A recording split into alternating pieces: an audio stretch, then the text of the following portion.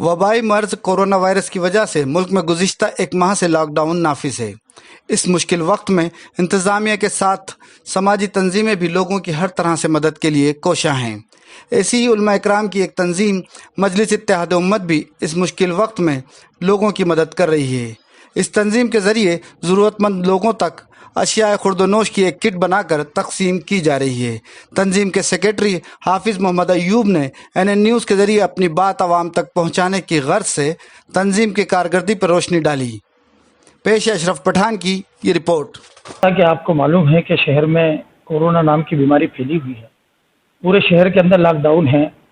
बहुत सारे यतीम, बेसहारा, गरीब लोग, बहुत सारी तंजीमें मिलकर उनकी मदद कर रही हैं और इस तरीके से उनके घरों का इंतजाम किए जा रहे हैं।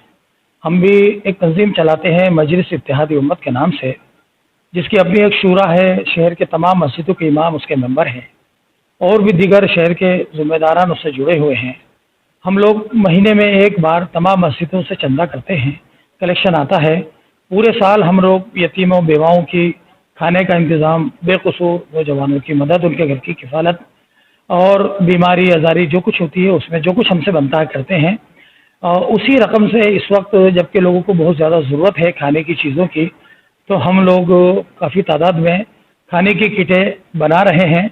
उसके अंदर 10 किलो आटा है, 5 किलो चावल हैं, दालें हैं, शक्कर है, चाय पत्ती है, तेल है, ये सारी चीज़ें उसके अंदर मौजूद है। इतना सामान है कि 4-5 लोगों का एक परिवार एक महीने आसानी से उसको चला सकता है। तो इस तरह से हम लोग कोशिश कर रहे हैं मदद करने की। और भी शहर में बहुत सारी तंजीमें जो है वो इसको काम कर रही हैं। सब तंजीमों ने अपने अपने एरिए बांट लिए हैं और सब मिलजुल कर इस काम को अंजाम दे रहे हैं।